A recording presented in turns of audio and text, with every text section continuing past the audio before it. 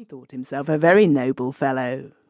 When he got home, he managed to procure a little parchment-covered book with plenty of blank leaves. On the first pages he inscribed his poem in a careful hand. Soon afterwards he went to another school.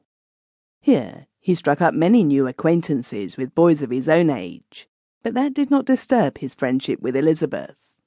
He now began to write down those she had liked best of the stories that he had formerly told her over and over again.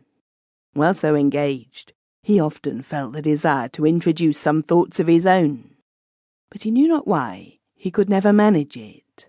So he wrote down the stories exactly as he had heard them.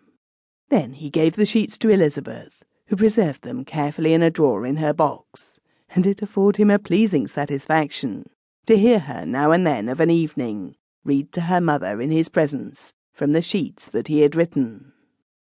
7 years had passed. Reinhardt was to leave the town to continue his education. Elisabeth could not reconcile herself to the thought that a time was now coming when she would be quite without Reinhardt. She was delighted when he told her one day that he would continue to write stories for her as before. He would send them for her with his letters to his mother. Then she must write back to him and tell him how she had liked them. The time of his departure approached. But before that, many more rhymes went into the parchment book.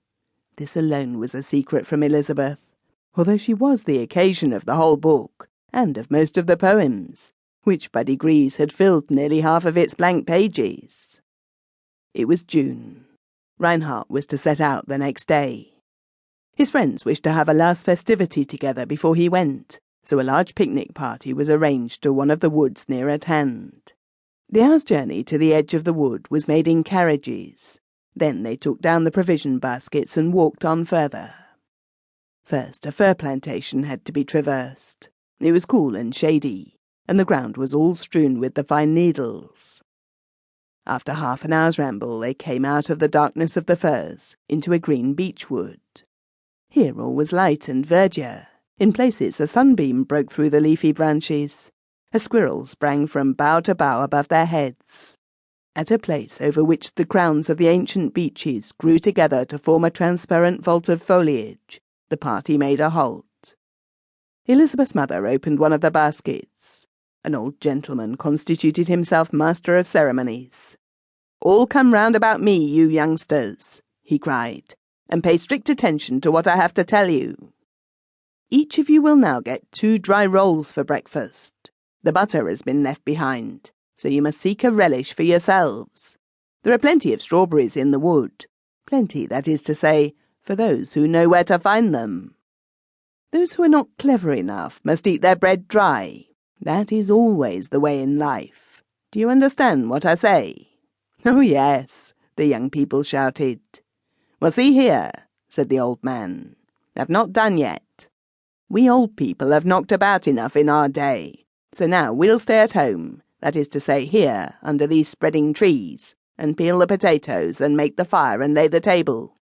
And when it is 12 o'clock, the eggs will be boiled as well. For that you'll owe us half of your strawberries, so that we can serve a dessert too. So now go east and west and play fair." The young people made all sorts of mischievous faces. "Wait," the old man shouted once more.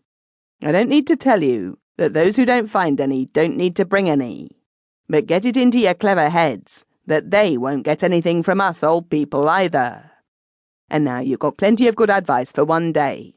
If you get strawberries as well, you'll have done very well for today at least." The young people were of the same opinion, and began to pair off for the expedition. "Come, Elisabeth," said Reinhardt. "I know a strawberry bed. You won't have to eat dry bread." Elisabeth tied the green ribbons of her straw hat together and hung it over her arm. "Come away then," she said. "The basket is ready." Then they went into the wood, deeper and deeper, through moist, impenetrable shadows, where everything was still, only the cry of the unseen hawks in the air above them. Then through thick brushwood, so thick that Reinhardt had to go first and make a way. Here to break off a branch, there to bend aside a briar. But soon he heard Elisabeth behind him calling his name.